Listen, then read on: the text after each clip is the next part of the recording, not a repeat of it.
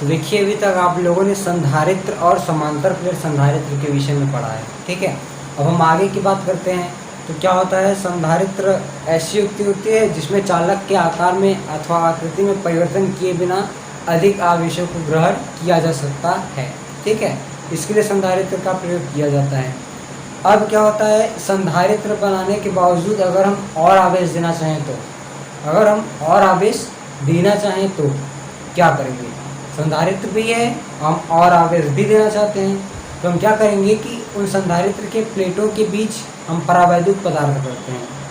क्या भरते हैं? परावैद्युत पदार्थ। जब परावैद्युत पदार्थ भरते हैं, परावैद्युत पदार्थ भरने से उनका विभवांतर यानी C बराबर Q/V होता है, विभवांतर उनका कम हो जाता है। जब विभवांतर कम होगा तो आवेश क्या होंगे? ज़्यादा होंगे, ठीक। और जब विभवांतर ज़्यादा होगा तो क्या होंगे? धारिता कम होगी। यानी जब हमारा विभव कम होगा तो धारिता अधिक और धारिता ज़्यादा, और जब विभव अधिक होगा तो धारिता कम होगा। इसके लिए क्या करना है? हमें धारिता बढ़ाने के लिए क्या करना होगा? विभव को कम करना होगा। तो विभव कम होने का कारण क्या होगा कि उसमें कोई ऐसा पदार्थ भरा जाए जो कि प्लेटों के बीच के विभव को कम कर दे।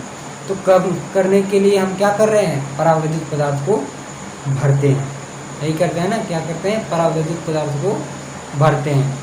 यानी संधारित्र में परावैद्युत पदार्थ भरने से विभव कम होता है, जिससे धारिता बढ़ जाती है और अधिक आवेशों को हम ग्रहण कर सकते हैं, ठीक है।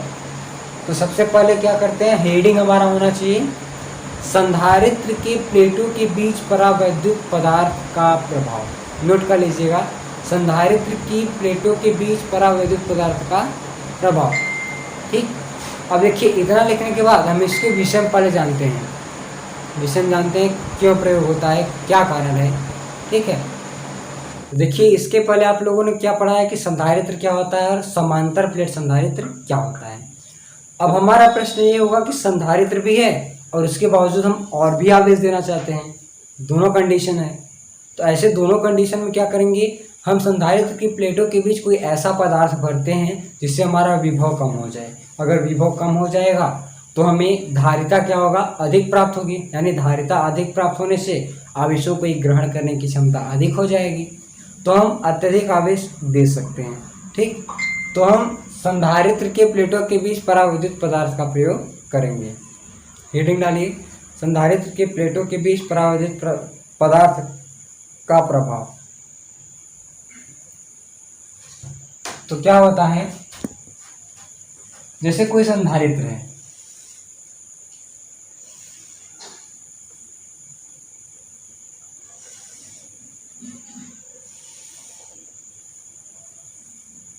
इसको आप लोग कलरफुल कर लीजिएगा पेंसिल से बना के, इसको पूरा डार्क कर लेना ना।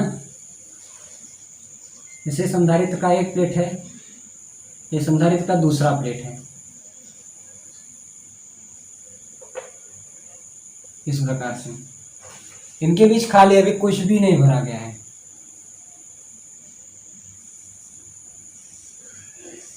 ये संधारित्र स्टैंड है हमारा,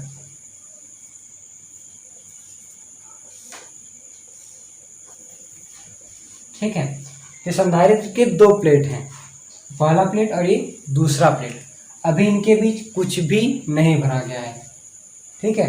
अब हम क्या करेंगे, इनके बीच परावैद्युत पदार्थ भरेंगे जिससे विभव कम होगा। विभव कम होगा तो धारण करने की क्षमता यानी धारिता अधिक होगी, और धारिता अधिक होगी तो हम आवेशों की मात्रा को अधिक से अधिक संचित कर सकते हैं, ठीक है।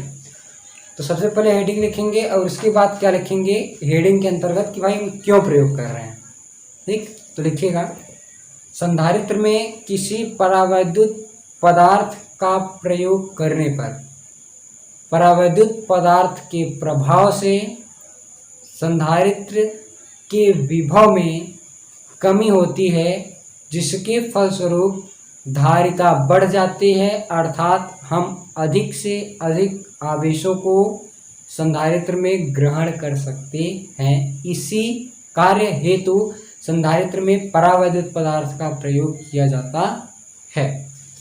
इतना नोट कर लेंगे, ठीक है। फिर ये फिगर बना लेंगे। फिगर बनाने के बाद नोट करेंगे, क्या नोट करेंगे, माना कोई संधारित्र दिया गया है जिसके प्लेटों का क्षेत्रफल a और प्लेटों का पृष्ठीय आवेश घनत्व सिग्मा है। क्षेत्रफल a है, पृष्ठीय आवेश घनत्व सिग्मा है तथा प्लेटों के बीच की दूरी d है। कितना दूरी है? d दूरी है। ठीक, इनका पृष्ठीय आवेश घनत्व सिग्मा है, क्षेत्रफल a है, प्लेटों के बीच की दूरी d है। ठीक है, और इसके बीच वैद्युत क्षेत्र कितना है? E है। अब क्या लिखोगे? माना किसी समांतर प्लेट संधारित्र में प्लेट का क्षेत्रफल a, पृष्ठीय आवेश घनत्व सिग्मा और विद्युत क्षेत्र E है तथा उनके बीच की दूरी d है। इतना नोट कर लेंगे। इसके बाद यदि प्लेटों के बीच निर्वात हो यानी प्लेटों के बीच कुछ भी ना हो, खाली, यदि प्लेटों के बीच निर्वात हो तो विद्युत क्षेत्र E बराबर कितना हो जाएगा? Sigma upon 2 epsilon not plus sigma upon 2 epsilon not बराबर 2 सिग्मा अपान 2 एप्सिलॉन नॉट यानी सिग्मा अपान एप्सिलॉन नॉट हो जाएगा। यही होगा ना। जब इनके बीच कुछ भी ना हो तो हम इसको किससे दर्शा रहे हैं? ई नॉट से दर्शाते हैं। ठीक है, ई नॉट से दर्शाते हैं जब इनके बीच कुछ भी ना हो। ठीक, अब क्या करते हैं? ई नॉट हमें ज्ञात हो गया। ई नॉट क्या है? वह विद्युत क्षेत्र जब संधारित्र की प्लेटों के बीच कुछ भी ना हो। अब ई नॉट ज्ञात हो गया तो विभव की परिभाषा से अब हम विभव भी ज्ञात कर लेंगे। परिभाषा से विभव जब ज्ञात करेंगे तो कितना हो जाएगा? क्योंकि V बराबर कितना होता है? ED होता है, तो यहाँ पर विभव को V नॉट और E को E नॉट करेंगे। यही होगा ना। या V नॉट बराबर E नॉट का वैल्यू रख देंगे sigma upon epsilon not D। ठीक है, ये बन गया हमारा समीकरण 1, ये बन गया 2। ऐसे जितना भी आगे का वर्क होगा हम इक्वेशन बनाते जाएंगे और सब यूजफुल होंगे।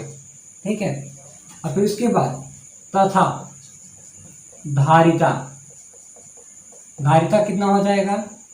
C बराबर कितना होता है? Q अपॉन V होता है ना। तो C नॉट बराबर Q अपॉन V नॉट, क्योंकि इन पर आवेश कितना है? Q है।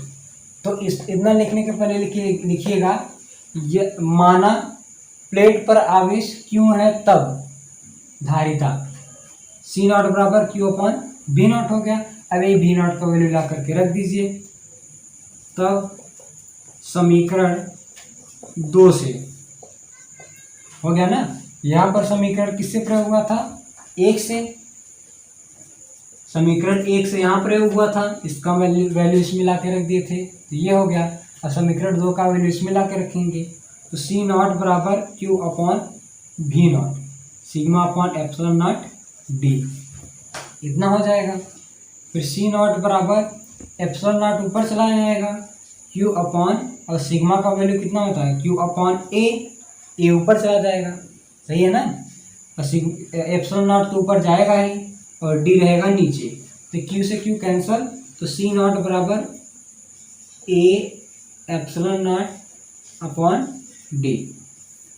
ठीक है, ये तब की धारिता है जब इनके बीच कुछ भी ना हो, ठीक है। कितना धारिता प्राप्त हुआ? C नॉट बराबर A epsilon not upon D। समीकरण नंबर 1, 2, 3। ठीक है, 3 समीकरण हमें प्राप्त हो गया। कौन कौन सा? विद्युत क्षेत्र, विभव और धारिता। अब हम क्या करेंगे? अब इनके बीच, इनका जो खाली स्थान है, इनके बीच हम क्या करेंगे?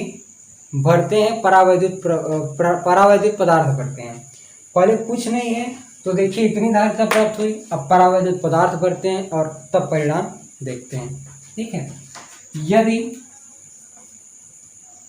इनके बीच, यानी इनकी किसका मतलब है? प्लेटों के बीच, इनके बीच के परावैद्युतांक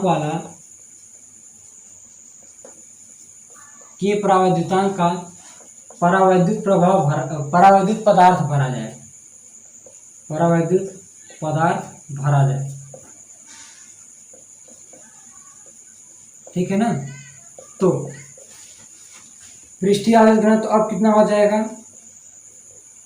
पृष्ठीय आवेश घनत्व किसका पृष्ठीय आवेश घनत्व ज्ञात कर रहे हैं, परावैद्युत पदार्थ भरेंगे तो मान ले रहे हैं इसी प्रकार से परावैद्युत पदार्थ भरा जाएगा ना, इतना हमारा परावैद्युत पदार्थ होगा, ठीक है। ये परावैद्युत पदार्थ भर दिया गया, जो क्रॉस है ये परावैद्युत पदार्थ है, लेकिन फिर भी कुछ तो जगह जरूर खाली रहेगा जहां पर वायु रहेगा, तो उसी के लिए लिखा गया है परावैद्युत पदार्थ भरा जाए तो रिक्त स्थान में, रिक्त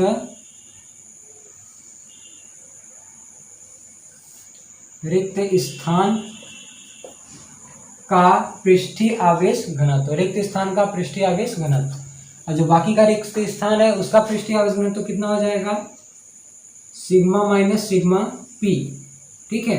अब आप लोग कहोगे ये पी कहाँ से आ गया, पी किसके लिए है, परावैद्युत पदार्थ के लिए है, ठीक है। और सिग्मा क्या है, तब का जब इनके बीच कुछ नहीं था, जब इनके बीच कुछ नहीं था तब कितना पृष्ठीय आवेश घनत्व था, सिग्मा था। अब पी परावैद्युतांक भर दिया गया तो इसका पृष्ठीय आवेश घनत्व घट जाएगा, क्योंकि ये तो ऐसा पदार्थ होता है जिसमें विद्युत क्षेत्र नहीं होता है ना, यानी इसमें पृष्ठीय आवेश घनत्व थोड़ी ना होगा, तो इतना कम हो जाएगा, यही हुआ ना। पृष्ठीय आवेश घनत्व कितना हो जाएगा, सिग्मा माइनस सिग्मा पी, ठीक। और तब हम क्या करेंगे, विद्युत क्षेत्र, तब विद्युत क्षेत्र, तब का विद्युत क्षेत्र हो जाएगा हमारा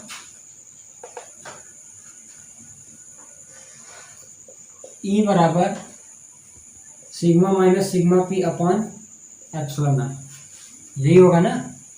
विद्युत क्षेत्र E बराबर sigma minus sigma P upon epsilon not. विभव क्या होगा, विभव इसी नियम से V बराबर ED होता है तो E का वैल्यू इतना प्राप्त हुआ है, sigma minus sigma P upon epsilon not into D हो जाएगा, ठीक। तथा धारिता कितना हो जाएगा, C बराबर कितना प्राप्त हुआ था, A epsilon not upon D, तो इसको हम फॉरगेट करके अभी फिलहाल इसी पर डायरेक्ट रखते हैं, Q अपॉन V नॉट होता है, तो सबका वैल्यू रख दीजिए। Q का वैल्यू कितना हो जाएगा, Q ही रखेंगे, तो V नॉट, पहले Q का वैल्यू रखते हैं Q, फिर उसके बाद अपॉन में V नॉट रखेंगे, तो यानी V का वैल्यू रखेंगे, तो V का वैल्यू रखेंगे sigma minus sigma P into D, और एप्सिलॉन नॉट हमारा ऊपर चला जाएगा, ठीक है। इतना आप लोग नोट कर लीजिएगा। अब इसके आगे हम बताते हैं, तो देखिए हमें कितना प्राप्त हुआ है, C बराबर Q sigma minus sigma P upon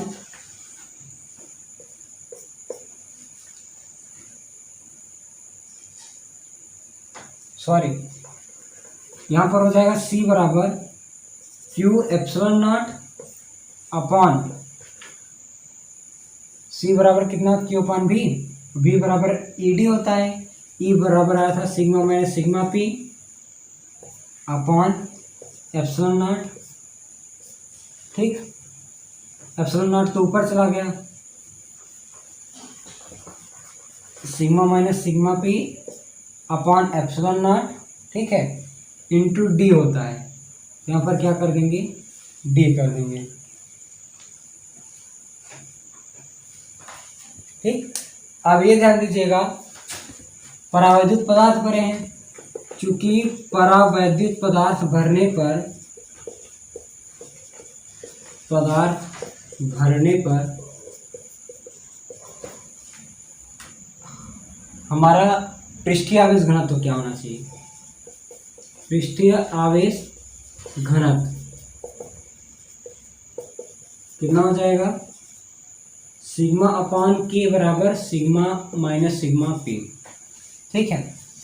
यानी जब परावैद्युत पदार्थ भरा जाता है तो उसके लिए पृष्ठीय आवेश घनत्व तो क्या होगा, ये कितना होता है, सिग्मा के, सिग्मा माइनस सिग्मा पी, ये सिग्मा के अनुक्रमानुपात की होता है, प्रोपोर्शनल होता है, तो प्रोपोर्शनल हटाने पर बराबर के चिन्ह में 1/k आ जाता है। ठीक है, 1/k आ गया। अब k क्या है, ये k इस परावैद्युत पदार्थ का परावैद्युतांक है। अभी आपको शुरू में ही बताया है, ये k क्या है, परावैद्युत पदार्थ का परावैद्युतांक है, जिसके कारण σ/k आया। अब जहाँ पर सिग्मा माइनस सिग्मा पी है वहीं पर क्या रखेंगे, σ/k। अतः धारिता क्या हो जाएगा, C बराबर क्यू एप्सिलॉन नॉट अपॉन, इसकी जगह पर सिग्मा रखेंगे अपॉन के रखेंगे, नीचे डी रहेगा। ठीक है, या C बराबर क्यू एप्सिलॉन नॉट के अपॉन, इसका वैल्यू क्या होता है, क्यू अपॉन ए होता है ना। ठीक है, यानी C बराबर क्यू से Q cancel, epsilon not a upon D into के।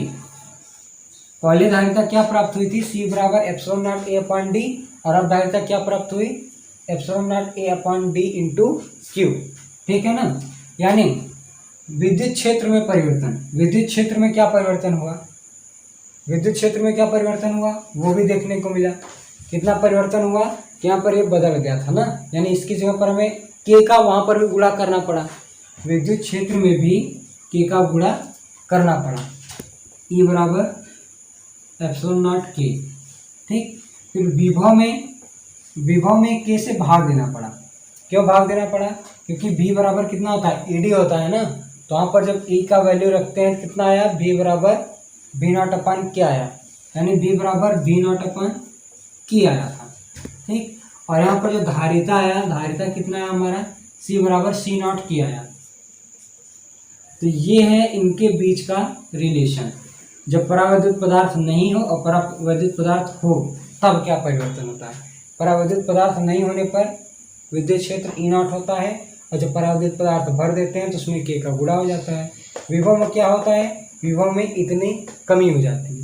विभव में क्या हुआ देखिएगा, विद्युत क्षेत्र में भी बढ़ोतरी हुई, धारिता में भी बढ़ोतरी हुई, कमी किस में हुई, विभव में। जब इन दोनों में कमी हुई, इसमें बढ़ोतरी हो गई, यानी इन दोनों में बढ़ोतरी हो गई, ये भी बढ़ा ये भी बढ़ा, के गुना बढ़ गया और ये के गुना कम हो गया, के गुना कम हो गया, यानी इससे सीधा पता चलता है विभव घटा तो धारिता बढ़ी, धारिता बढ़ा तो अधिक आवेश ग्रहण किया जा सकता है। ठीक, तो ये होता है प्रभाव किसी भी संधारित्र में परावैद्युत पदार्थ भरने का। तो ध्यान दीजिएगा, अब जो अगला टॉपिक है वो ये है कि संधारित्रों का संयोजन। तो संधारित्र में जब भी किसी परावैद्युत पदार्थ का प्रयोग किया जाता है तो उससे क्या प्रभाव होता है आप लोगों ने पढ़ लिया। ठीक है, यानी प्रभाव में क्या होगा, उसका परिणाम तो निश्चित है कि किसी भी संधारित्र में जब हम किसी परावैद्युत पदार्थ का प्रयोग करते हैं तो उससे धारिता बढ़ जाती है। धारिता बढ़ जाती है तो हम उसमें अधिक आवेशों का संचय कर सकते हैं, संभव हो जाता है। इसके बाद अब उद्देश्य हमारा आता है कि जैसे कई परिपथों में या कई सिस्टमों में संधारित्रों में विभिन्नता पाई जाती है। यानी क्या होता है कि किसी में विभव कम चाहिए, किसी में विभव ज़्यादा चाहिए, किसी में क्या बोलते हैं कि उनकी धारिता कम या ज़्यादा वाला संधारित्र चाहिए, धारिता कम वाला संधारित्र चाहिए, यानी जैसा सिस्टम बनता है उस पर निर्भर करता है। तो इसके लिए संधारित्रों का प्रयोग उनको एक के साथ कोई अगला संधारित्र जोड़ करके किया जाता है। तो ऐसे में होता क्या है, जब हम संधारित्र को जोड़ते हैं तो क्या होता है, तो संधारित्र को जोड़ने पर दो घटनाएं देखी जाती हैं, या तो धारिता का कम प्राप्त होना या तो धारिता का ज़्यादा प्राप्त होना। ठीक है, या तो धारिता का कम प्राप्त होना और या तो धारिता का ज़्यादा प्राप्त होना, यही दो घटनाएं पाई जाती हैं। इसके बाद संधारित्र में कैसे जोड़ा जाए कि धारिता कम प्राप्त हो और कैसे जोड़ा जाए कि धारिता ज़्यादा प्राप्त हो, ये भी जानना बेहद ज़रूरी है। तो उस पर डिस्कस करते हुए ये चीज़ें आपको पढ़ाते हैं। देखिएगा कि संधारित्रों को दो क्रम में जोड़ा जाता है। पहला होता है श्रेणी क्रम संयोजन, श्रेणी क्रम संयोजन। दूसरा होता है समांतर क्रम संयोजन। इसमें इसे का कहीं कहीं देखोगे पार्श्व क्रम में दिया रहता है, समांतर क्रम संयोजन। तो श्रेणी क्रम में क्या होता है, पहला नंबर हेडिंग डालेंगे हम श्रेणी क्रम संयोजन और इसमें लिखेंगे कम धारिता को प्राप्त करने के लिए हम श्रेणी क्रम संयोजन का प्रयोग करते हैं। इस प्रकार के संयोजन में पहले संधारित्र का दूसरा प्लेट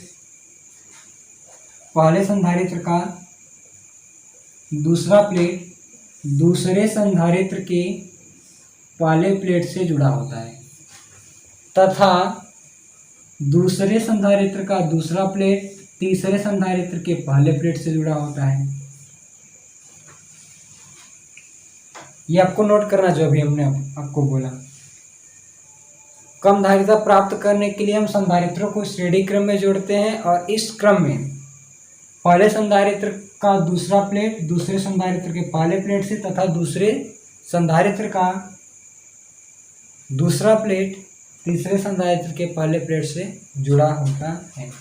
इसी प्रकार यह प्रक्रिया जारी रहती है।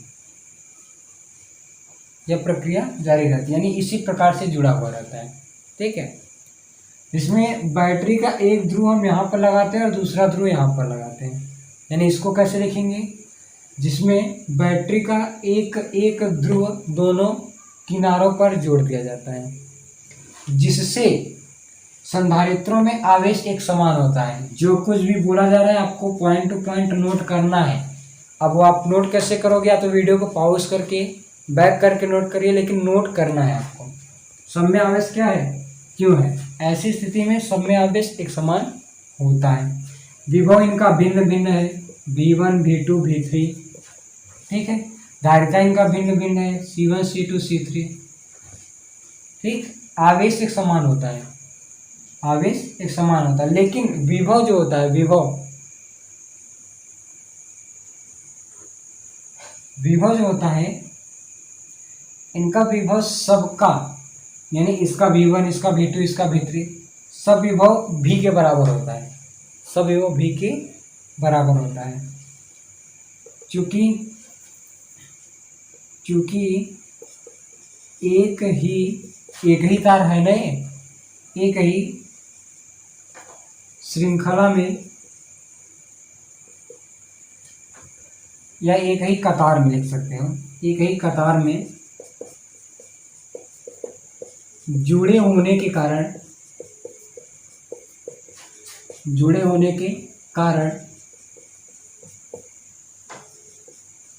इनका परिणामी विभव भी होता है।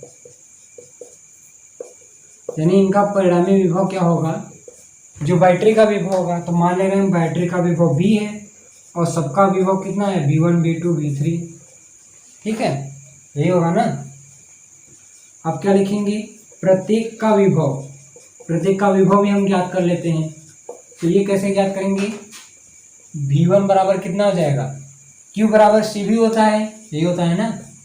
तो V बराबर Q बटे C होगा, तो V बराबर Q बटे C हुआ, तो V1 बराबर Q बटे C1। आवेश सबका एक समान है, V2 बराबर Q बटे C2 और V3 बराबर Q बटे C3, ये होगा ना। तब V बराबर V1 plus V2 plus V3 रखेंगे। अब V बराबर कितना हो जाएगा, जब V बराबर कितना होता है, Q बटे C, या Q बटे C बराबर Q बटे C1 प्लस Q बटे C2 प्लस Q बटे C3, या Q अपॉन C बराबर, सब में Q कॉमन है, 1/C1 1/C2 1/C3। ठीक है, Q से Q कैंसल हो जाएगा, 1/C बराबर 1/C1 1/C2 1/C3। ये है श्रेणी क्रम संयोजन। और इस क्रम संयोजन में निश्चित है, जब एक के बटे में है तो इससे निष्कर्ष ये निकलता है कि इसमें जो धारिता होगी वो धारिता सबसे कम धारिता वाले संधारित्र से भी कम होगा। यानी मान ले रहे हैं कि इसकी धारिता सबसे कम है ना, तो इसकी धारिता सबसे कम है, लेकिन जो परिणामी धारिता प्राप्त होगा C, ये इससे भी कम होगा, सबसे कम धारिता प्राप्त होता है। अब इसके बाद है समांतर क्रम संयोजन।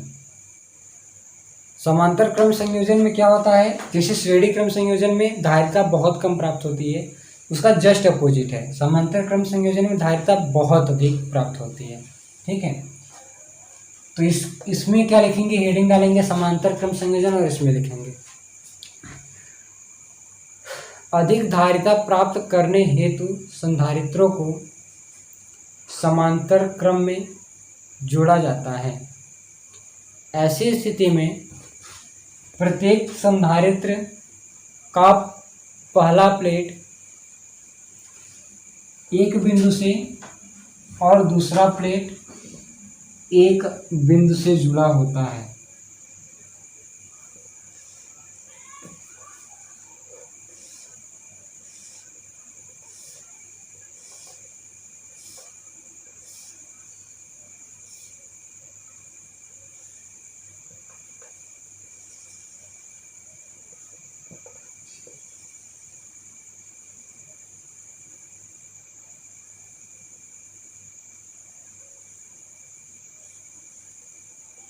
देखिए इस प्रकार से आप लोग फिगर बना लीजिएगा।